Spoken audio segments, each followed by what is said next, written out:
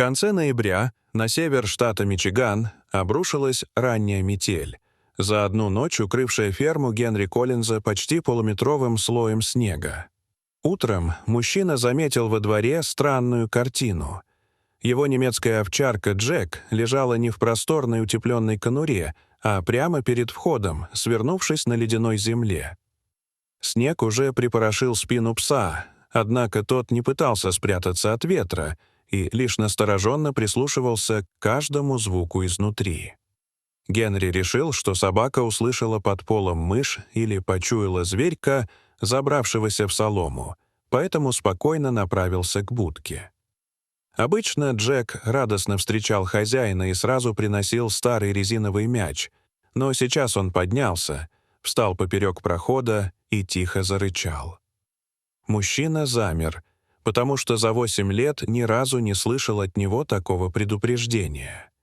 Джек вырос у него на руках, сопровождал в лесу, помогал загонять овец и без раздумий подпускал хозяина к миске, игрушкам и любому месту во дворе. Генри позвал его по имени и протянул ладонь. Пес сразу опустил голову, подошел ближе и ткнулся носом в пальцы, показывая, что не сердится. Но как только мужчина снова повернулся к конуре, Джек метнулся вперед и закрыл вход всем телом. В его позе не было желания напасть, зато чувствовалась такая решимость, что Генри предпочел отступить. Несколько часов он наблюдал за собакой через окно мастерской. Джек не отходил от будки, хотя мороз усиливался, а порывы ветра швыряли во двор колючую снежную пыль. Иногда пес заглядывал внутрь, затем возвращался на прежнее место и ложился у порога, словно охранял кого-то, кто не мог защитить себя самостоятельно. К вечеру Генри вынес ему теплую еду, но даже миску пришлось поставить в нескольких шагах от конуры. Джек быстро поел и сразу вернулся к входу. Ночью мужчина несколько раз просыпался и смотрел во двор. Под светом фонаря овчарка все еще сидела на снегу, не сводя глаз с темного проема. На следующий день Генри решил разобраться, пока собака не заболела от холода. Сначала он попытался отвлечь Джека прогулкой вдоль ограды, однако пес прошел лишь несколько метров, остановился и вернулся обратно. Тогда хозяин принес поводок, но овчарка прижалась к земле и жалобно заскулила, чего прежде никогда не делала.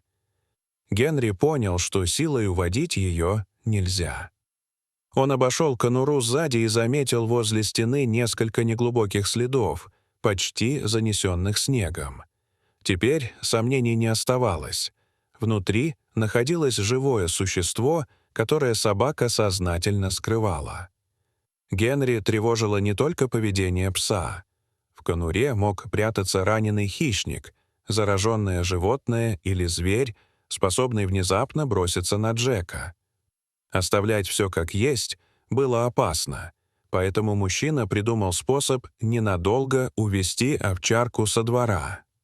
Он позвонил соседке Эвелин, которая часто присматривала за псом, и попросил ее прийти через задние ворота. Джек обожал эту женщину, потому что она всегда приносила ему сушеное мясо и долго чесала за ушами. Когда Эвелин появилась, пес заметно обрадовался, но все равно не покинул свой пост. Тогда женщина села на ступеньки, достала лакомство и начала спокойно разговаривать с ним.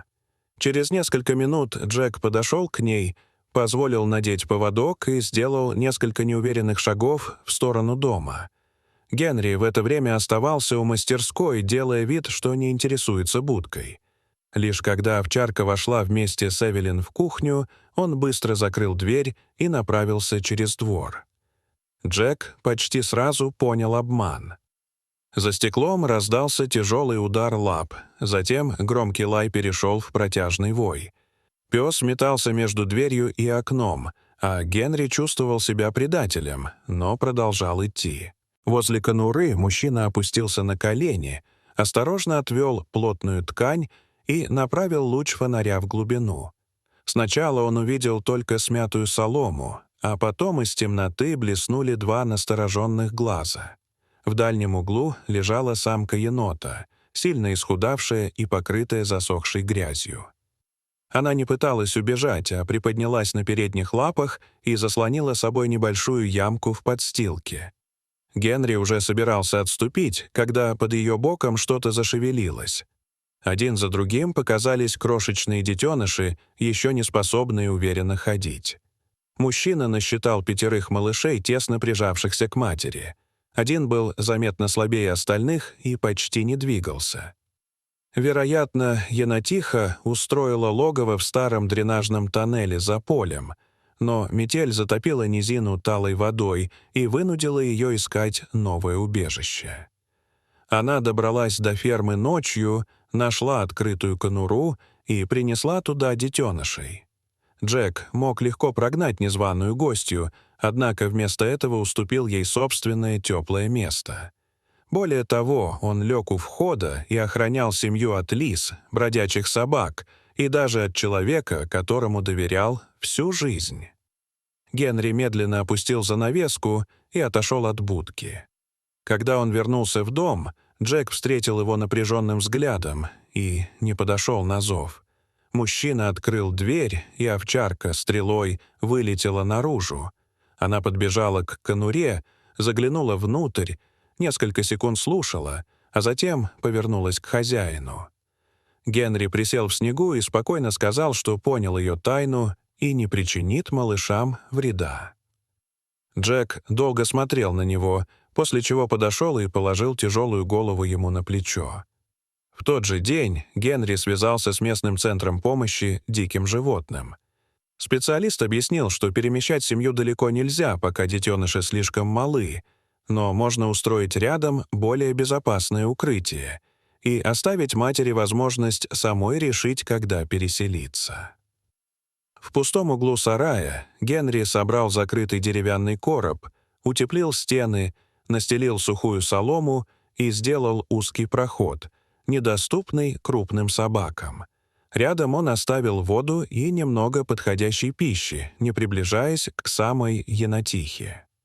Джек все время наблюдал за работой и впервые за 2 суток позволил хозяину подойти к будке без рычания. Через 3 ночи енотиха начала переносить детенышей в сарай. Она появлялась из конуры, осторожно брала малыша зубами и скрывалась в новом убежище. Джек сидел рядом, сохраняя полную неподвижность, пока последний детеныш не оказался в безопасности. Только после этого пес вошел в свою будку, долго кружил по смятой соломе и, наконец, лег внутри. Зимой он каждый день навещал сарай, прислушивался у стены и возвращался к хозяину лишь тогда, когда убеждался, что с семьей все хорошо. К марту малыши окрепли, и мать увела потомство к лесному ручью. Генри заметил их на рассвете, когда маленькая цепочка пересекала край поля. Джек стоял возле ворот и молча смотрел вслед, пока последний детеныш не исчез среди деревьев. Потом он подошел к хозяину, прижался к его ноге и впервые за долгое время принес старый резиновый мяч. Генри понял, что несколько месяцев назад пес защищал не тайну и не добычу. Он охранял чужую семью, которая оказалась слабее его, и ради нее добровольно отказался от тепла, покоя и даже привычного послушания. Дорогие зрители, что вы думаете об этой истории? Расскажите, пожалуйста, в комментариях. А если вам понравилось это видео, то ставьте лайк и подписывайтесь на наш канал. До свидания.